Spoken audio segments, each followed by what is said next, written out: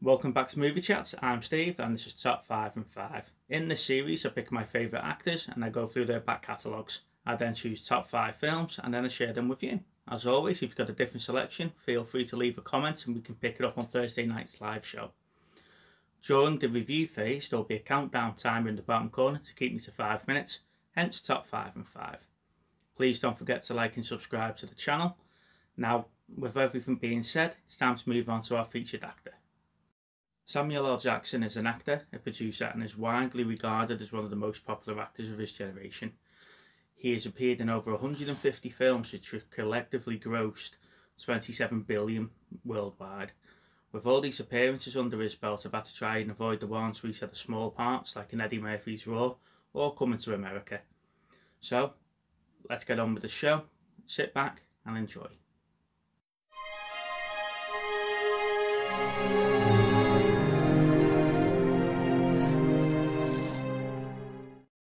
The film is about a security guard who survives a fatal train accident only to be tracked down by a man played by Samuel L. Jackson that claims that David is blessed with superhuman abilities.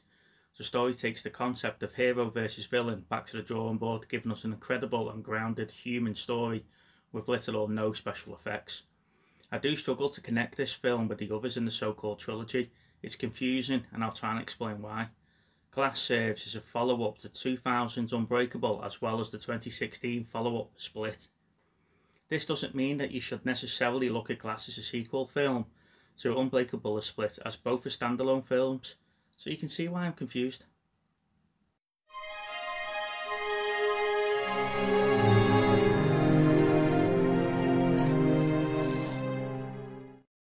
You know, it wouldn't be one of my lists without a film based on a true story. The film follows Ken Carter, who accepted a job as a basketball coach for his old high school, where he was a champion athlete there himself. Dismayed by the attitudes of his players, he sets out to change a few things. The example that Coach Carter sets for his players ultimately creates a sense of family. He's determined to show each player that the future is not just based on basketball or the four walls surrounding the school gym. The film also stars Robert Rickard, Rick Gonzalez, and a very young Channing Tatum.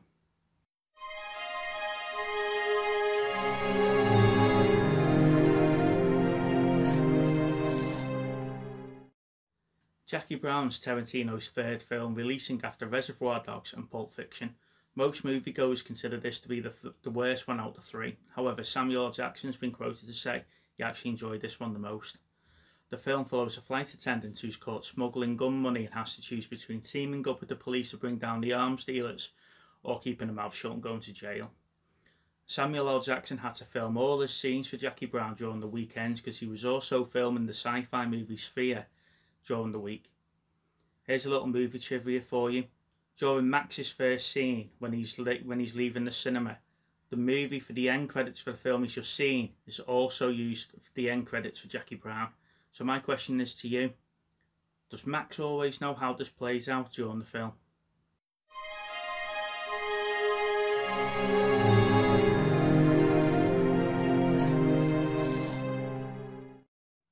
Here's another one that's loosely based on a true event. However, there's not much I can say about this one without giving the game away, and you know it's not like me to spoil the story for you all.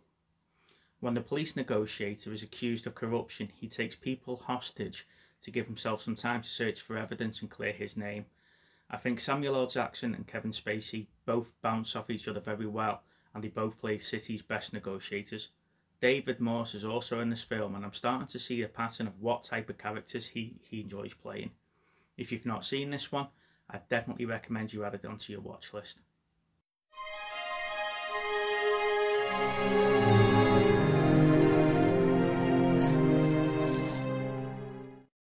Last but no means least on the list is Pulp Fiction, and I don't think many of you are going to argue with me for including it here. The title refers to popular pulp magazines and hard-boiled crime novels which were both known for the graphic violence and punchy dialogue. The director has chosen to tell several interlinked stories via short cutscenes that both bounce around out of sync, however come together perfectly at the end. Bringing back actors like Tim Roth from Reservoir Dogs, and it also stars John Travolta, Bruce Willis and Uma Thurman, he went on to star in other films of his.